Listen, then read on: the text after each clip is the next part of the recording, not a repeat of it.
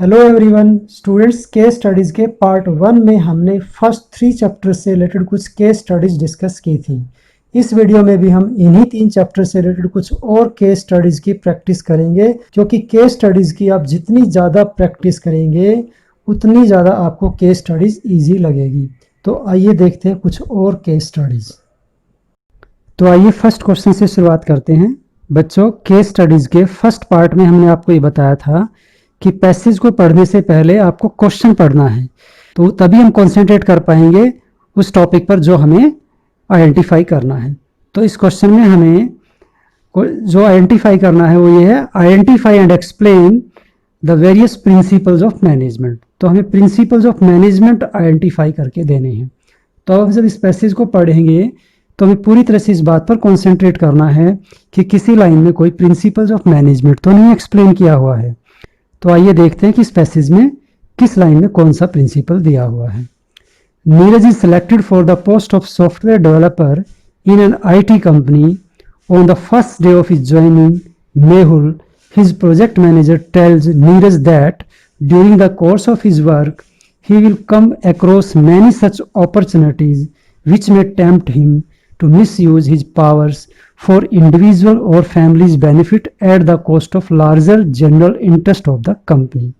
तो बच्चों, इस लाइन को एक बार देखिए आप। इसमें एक प्रिंसिपल्स ऑफ मैनेजमेंट दिया हुआ है। तो इस लाइन में इसने ये कहा है कि उसे अपने काम के दौरान बहुत सारे ऐसे अवसर मिलेंगे जिसमें वो अपने इंडिविजुअल या अपने फैमिली बेनिफिट में डिसीजन ले सकता है, अपनी पावर का इस्तेमाल कर सकता है जनरल इंटरेस्ट की कॉस्ट पर। तो ये हमारे किस प्रिंसिपल्स ऑफ मैनेजमेंट में कहा गया है कि हमें अपना जो इंडिविजुअल इंटरेस्ट है उसका सेक्रीफाइस करना है और जनरल इंटरेस्ट को हमें प्रायोरिटी पर रखना है। तो वो प्रिंसिपल है principle of subordination of individual interest to general interest. तो यहाँ पर प्रिंसिपल है subordination of individual interest to general interest. In such situation he should rather exhibit exemplary behavior. It will raise his stature in the eyes of the company. Also, for interacting with everyone in the company on official matters, he should adopt the formal chain of authority and communication। अब एक line और दी हुई है जिसमें principle of management आसानी से identify किया जा सकता है। इस लाइन को देखिए, interacting with anyone in the company on official matters he should adopt the formal chain of authority and communication। तो formal chain of authority and communication को फॉलो करने की बात किसमें कही गई है, वो है प्रिंसिपल ऑफ स्केलर चेन, जिसमें हमें इंफॉर्मेशन पास ऑन करते समय एक पूरी चेन को फॉलो करना है हायर टू लोअर लेवल तक। इस चेन की किसी भी की को हमें स्किप नहीं करना है। तो ये प्रिंसिपल ऑफ स्केलर चेन में दिया गया है और यही इस पैसेज में कहा गया है। तो दूसरा प्रिंसिपल हमारा हुआ principle of scalar chain. Second question, postage stamps have been unveiled to commemorate 140 years of existence of the country's first stock exchange, the Bombay Stock Exchange। The setting up of BSE is considered to be the greatest revolution that took place in the financial market in India, as it acts as a key driver for economic growth of a country। This is due to the fact that there exists a strong correlation between economic growth and capital accumulation। Identify the dimension of business environment. तो हमें business environment की dimension identify करके बतानी है। इस पूरे passage को ध्यान से देखें तो इसमें हमें कुछ टर्म दिखाई दे रही हैं, वो सभी इकोनॉमिक टर्म हैं, सब इकोनॉमिक एलिमेंट है। Stock exchange, financial market, economic growth, capital accumulation. तो इसका ये हुआ कि इस पूरे पैसेज में आपको जो डायमेंशन एक्सप्लेन करके दी है वो है इकोनॉमिक एनवायरनमेंट। तो आंसर हमारा हुआ economic environment. Third question, identify and explain the various principles of scientific management. तो various principles of scientific management हमें आइडेंटिफाई करके देने हैं that Hrithik plans to apply in his business. तो जब इस पैसेज को हम पढ़ेंगे तो हमारा पूरा कॉन्सेंट्रेशन इस बात पर होना चाहिए कि इस पैसेज की किस लाइन में कौन सा प्रिंसिपल्स ऑफ साइंटिफिक मैनेजमेंट दिया हुआ है।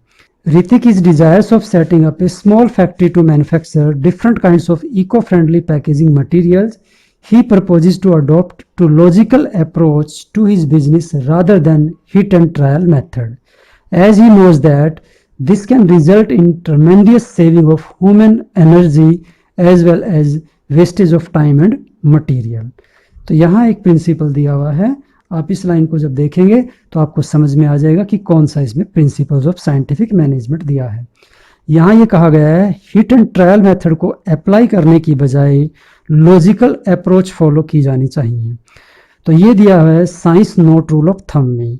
वहाँ हमें पढ़ाया गया था कि किसी भी डिसीजन को लेते समय हमें अपने ओपिनियन, अपनी अप्रोच, अपने एटीट्यूड, अपने पास्ट एक्सपीरियंस को इग्नोर करते हुए प्रॉब्लम्स को साइंटिफिकली स्टडी करके एक द बेस्ट सॉल्यूशन निकालने का प्रयास करना है। तो यहाँ भी यही कहा गया है, हिट एंड ट्रायल मेथड को अवॉइड करके लॉजिकल अप्रोच के बेस पर हमें डिसीजन लेना चाहिए। तो यहाँ प्रिंसिपल हुआ science not rule of thumb. He plans to adopt paternalistic style of management in practice in order to avoid any kind of class conflict that may emerge between him and the workers. तो यहाँ भी एक principal दिया हुआ है, तो इस line को एक बार फिर देखिए आप। He plans to adopt paternalistic style of management in practice in order to avoid any kind of class conflict that may emerge between him and his worker. तो यहाँ पैटर्निस्टिक स्टाइल ऑफ मैनेजमेंट को follow करने की बात की गई है और सभी प्रकार के वर्कर और उसके बीच के कॉन्फ्लिक्ट दूर करने के लिए कहा गया है। तो वर्कर्स और सुपीरियर्स के बीच के सभी कॉन्फ्लिक्ट दूर करके सभी को एक दूसरे पर ट्रस्ट और एक दूसरे के इंटरेस्ट में काम करने की बात जो कही गई है वो हार्मनी नॉट डिस्कॉर्ड में कही गई है। तो यहाँ जो हमारा प्रिंसिपल है वो है harmony not Discord. Moreover, he plans to seek the opinion of his workers before taking any important decision and also offers incentives to them for providing valuable suggestions for the business। तो ये जो last line है इसमें भी एक principal और दिया हुआ है। तो इस लाइन में ये कहा गया है कि कोई भी प्लान बनाते समय और इम्पोर्टेंट डिसीजन लेते समय हमें वर्कर से सजेशंस कॉल करने चाहिए और अच्छे सजेशंस आने पर उनको रिवार्ड भी दिया जाना चाहिए, उनको इंसेंटिव भी दिया जाना चाहिए। तो प्रिंसिपल्स ऑफ साइंटिफिक मैनेजमेंट के एक प्रिंसिपल कोऑपरेशन नॉट इंडिविजुअलिज्म में ये बात कही गई है कि हमें वर्कर से सजेशंस कॉल करने चाहिए, अकेले डिसीजन नहीं लेने चाहिए और अच्छे सजेशंस आने पर उनको इम्प्लीमेंट भी करना चाहिए, साथ में रिवार्ड भी दिया जाना चाहिए, तो और भी अच्छे अच्छे सजेशंस आएंगे। ठीक है, तो यहाँ पर जो प्रिंसिपल दिया वो कौन सा प्रिंसिपल है? Cooperation not individualism. Question number 4, identify the level at which Rishitosh Mukherjee was working. तो हमें ये बताना है कि ऋषितोष मुखर्जी मैनेजमेंट के किस लेवल पर काम कर रहा है। Rishitosh Mukherjee has recently joined AMB Limited, a company manufacturing refrigerators.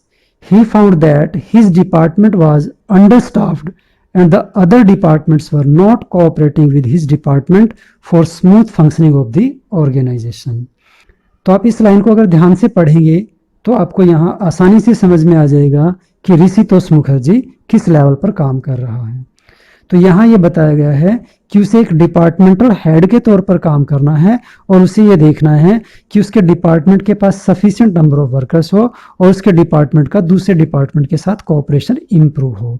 तो जब एक व्यक्ति किसी डिपार्टमेंट के डिपार्टमेंटल हेड के तौर पर काम कर रहा होता है तो वो actually middle level of management पर काम कर रहा होता है।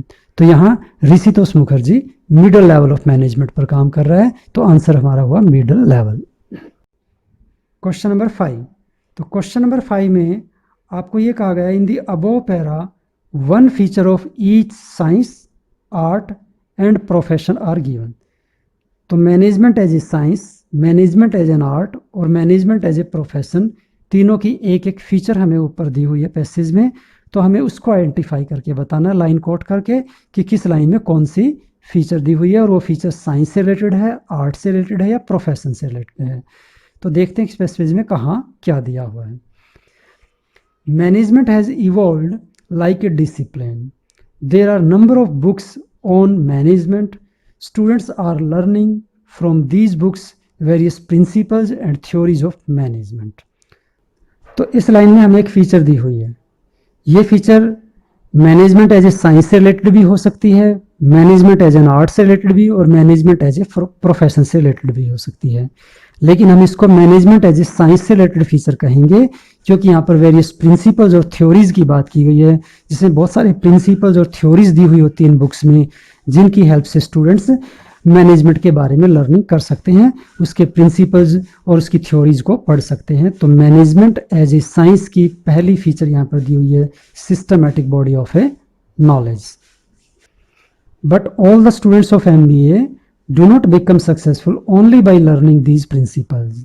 तो यहाँ एक फीचर और दी हुई है, the success depends upon creative applications of their principles. तो इस लाइन को देखिए, the success depends upon creative applications of their principle. तो यहाँ ये कहा गया है कि सभी MBA स्टूडेंट्स सक्सेसफुल नहीं होते हैं, सक्सेसफुल वही होते हैं जो क्रिएटिव होते हैं और जो उसकी लगातार प्रैक्टिस करते हैं। तो क्रिएटिविटी और प्रैक्टिस एक व्यक्ति को सक्सेसफुल बनाती है। तो यहाँ जो फीचर दी हुई है वो आर्ट की फीचर दी हुई है। तो मैनेजमेंट एज एन आर्ट की फीचर यहाँ कौन सी है? Based on practice and creativity. Today many companies have started giving importance to corporate social responsibility and have started giving importance to business ethics. तो यहाँ पर corporate social responsibility, business ethics, इनकी बात कही गई है। तो इस लाइन को अगर हम ध्यान से पढ़ेंगे, समझने की कोशिश करेंगे, तो हमें आसानी से समझ में आ जाएगा कि बिजनेस एथिक्स कहाँ पर लागू होते हैं। वो मैनेजमेंट एज ए प्रोफेशन पर लागू होते हैं।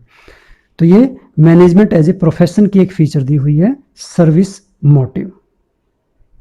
Question number 6, state the characteristic of management highlighted in the above, also identify the lines indicating there characteristics.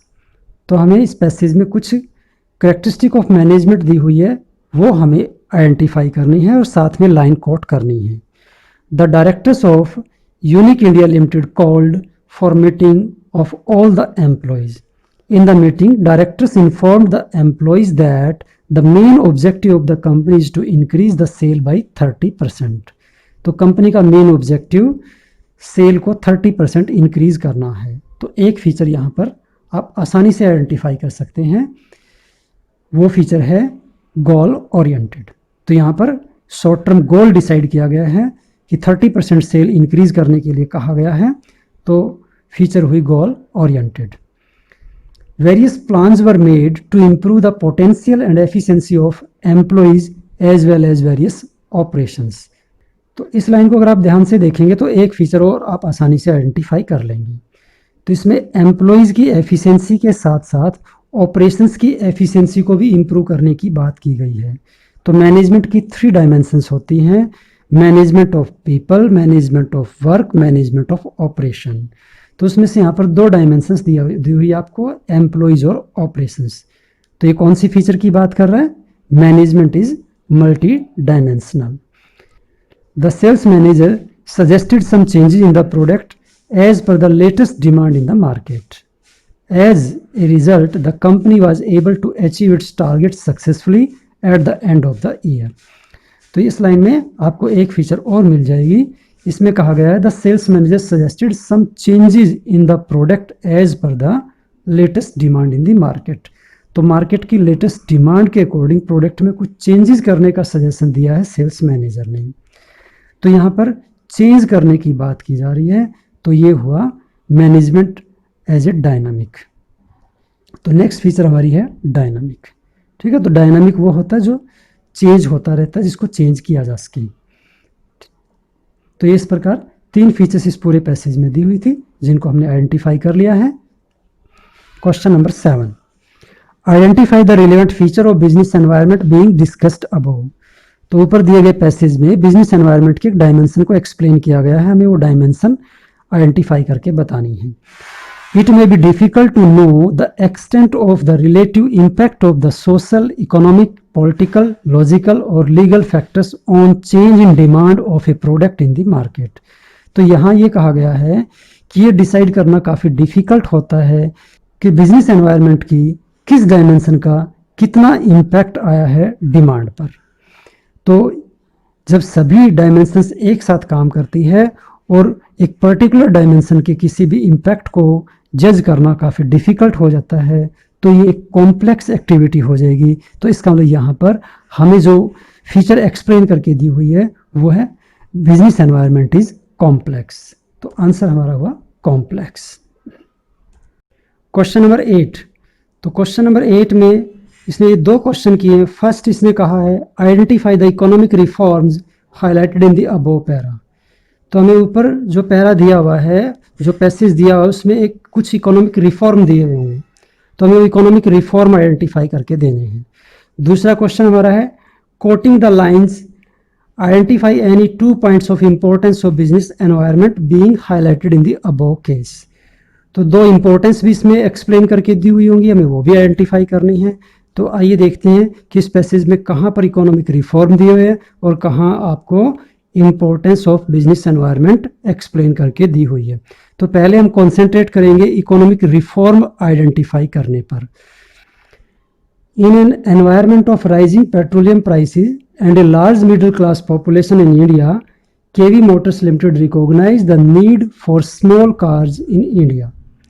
It created a product far superior than their competitors, not only in terms of quality but also in terms of overall driving experience. It soon became the leader in the small car market. As the Indian government was encouraging foreign investment, MNCs having a big name in car manufacturing entered in Indian market. तो इस line में हमें economic reforms दिए हुए हैं, तो वो देखते हैं कि कौन से इकोनॉमिक रिफॉर्म है।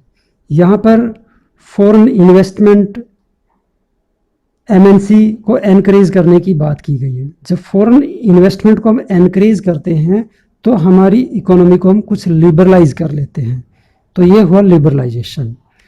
और MNCs को जब एंट्री करवाने की बात करते हैं तो हम ग्लोबल मार्केट, पूरी वर्ल्ड मार्केट के साथ जुड़ने की बात कर रहे हैं, तो ये हुआ ग्लोबलाइजेशन। तो यहाँ जो इकोनॉमिक रिफॉर्म हुआ है वो है लिबरलाइजेशन एंड ग्लोबलाइजेशन। अब इस पैसेज को एक बार फिर से पढ़ते हैं फीचर्स आइडेंटिफाई करने के लिए। In an environment of rising petroleum prices and a large middle class population in India, KV Motor Limited recognized the need for small cars in India. तो यहाँ एक फीचर दी हुई है, इसको आप आसानी से आइडेंटिफाई कर सकते हैं। KV Motors Limited recognized the need for small car in India. तो यहाँ पर एक अपॉर्चुनिटीज नज़र आ रही है कंपनी को, वो उसने आइडेंटिफाई किया है। स्मॉल कार के नीड को रिकॉग्नाइज करने की बात की गई है, तो यहाँ पर इसको फर्स्ट मूवर एडवांटेज मिलेगा अगर इसे रिकॉग्नाइज करते हुए हम इस डिसीजन को अपने यहाँ पर इम्प्लीमेंट करते हैं। तो पहली जो फीचर इसमें दी हुई है वो है identifying opportunities and getting the first mover advantage. It created a product far superior than their competitors, not only in terms of quality but also in terms of overall driving experience. It soon became the leader in small car market. तो इस line से आप एक feature और आसानी से identify कर सकते हैं।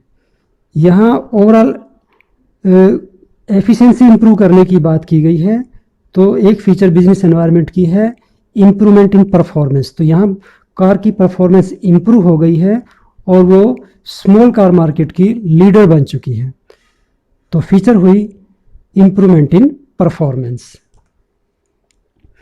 तो इस तरह से हमने 2 फीचर्स भी आइडेंटिफाई कर ली है और जो इकोनॉमिक रिफॉर्म हुए हैं वो भी आइडेंटिफाई कर लिए हैं। तो ये था आज के इस वीडियो में। Thank you.